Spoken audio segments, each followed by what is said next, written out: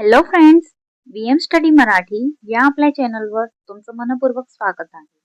आजच्या या व्हिडिओ खऱ्या अर्थाने खूप महत्त्वाचा आहे.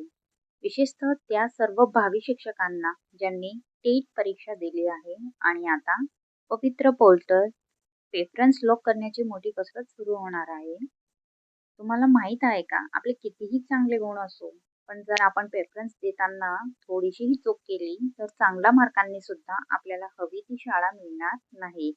आजच्या व्हिडिओमध्ये आपण अगदी लाईन टू लाईन समजून घेणार आहोत की जास्त गुण असो किंवा कमी गुण, पसंती क्रम कसा घ्यावा.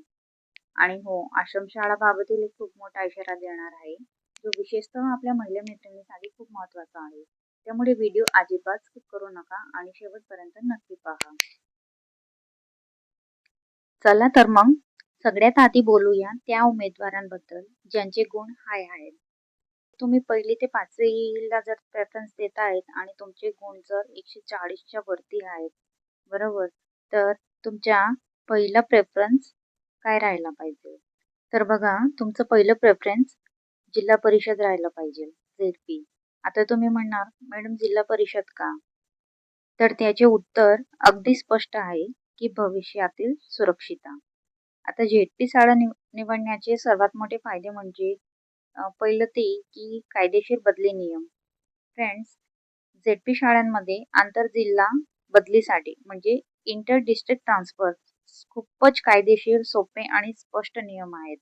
आज तुम्ही कोणत्याही जिल्ह्यात असाल, पण भविष्यात तुम्हाला तुमच्या मूळ गावी किंवा दुसऱ्या जिल्ह्यात जायचे असेल, तर झेडपी मध्ये हे सर्वात जास्त शक्य आणि सोयीस्कर जाते. महानगरपालिकांमध्ये हे नियम तितके सोपे नसतात. दुसरा महत्त्वाचा फायदा म्हणजे की तुमचं करिअर सुरक्षित राहतं. तुम्ही एक हुशार उमेदवार आहोत, त्यामुळे तुम्हाला चांगल्या संधी मिळेल अपेक्षित आहेत. पण लांबच्या जिल्ह्यात जाऊन तिथं कायमचे अडकून पडण्यापेक्षा झेडपी मध्ये जा आणि बदलीच्या सुविधेचा लाभ घेऊन नंतर हवं तर जवळ या. हा मार्ग अधिक सुरक्षित आहे. आता नंबर 2 वर काय?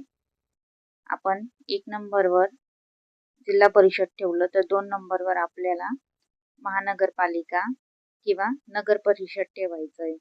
म्हणजे प्रेफरन्स दोघांपैकी त्याला द्यायचं की तुमची तुमची जी रेसिडेन्स आहे ती कुठं जवळ पडतं, बरोबर, त्या हिशोबाने. आता 100 प्रेफरन्स द्यायचे आहेत आपल्याला, तर 100 मधून आपण 30-35 जेवढे तरी आपण जिल्हा परिषदसाठी निवडून घेऊ.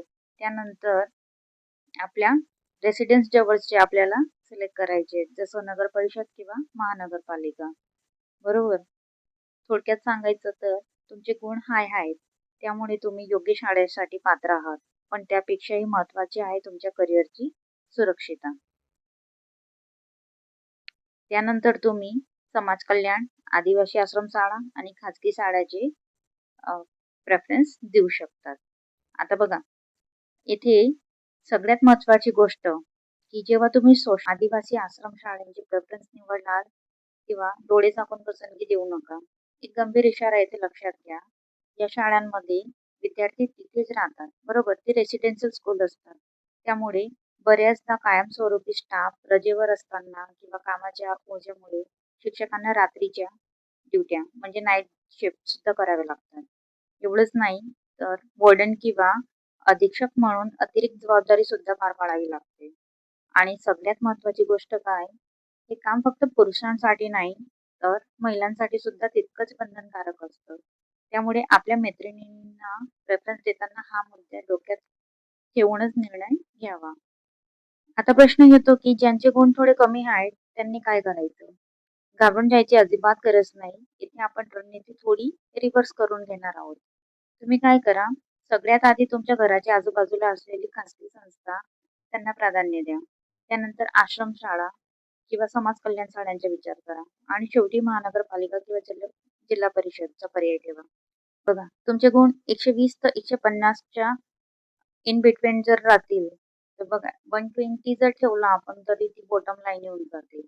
आणि आपल्याला असं स्ट्रॅटेजी घ्यायची आहे की ज्याच्यामध्ये आपलं सिलेक्शन पण होऊन जाऊ आणि आपल्याला थोडी कम्फर्टेबल राहील तशी जागा मिळावं, बरोबर. म्हणून तर तुम्ही काय करा, सगळ्यात आधी तुमच्या घराच्या आजूबाजूच्या असलेल्या खाजगी संस्थांना प्राधान्य द्या. त्यानंतर आश्रमशाळा, समाज कल्याण शाळा आणि शेवटी महानगरपालिका किंवा जिल्हा परिषदेचा पर्याय निवडा, जेणेकरून जवळची कोणतीही संधी तुमच्या हातातून निसटणार नाही. तर फ्रेंड्स, जे हाय स्कोरर आहेत, ज्यांचे स्कोर 150 प्लस आहेत, त्यांच्या पहिल्या 10 ते 40 पसंती या फक्त आणि फक्त जिल्हा परिषद शाळांसाठी यूज करण्यात. हा एक सोनाचा नियम लक्षात ठेवा, बरोबर. असाच नवनवीन आणि महत्त्वाच्या अपडेटसाठी आपल्या VM स्टडी मराठी या टेलिग्राम चॅनलला नक्की जॉईन करा. त्याची लिंक तुम्हाला डिस्क्रिप्शनमध्ये भेटून जाईल. हा व्हिडिओ तुम्हाला कसा वाटला मला कमेंट करून नक्की सांगा.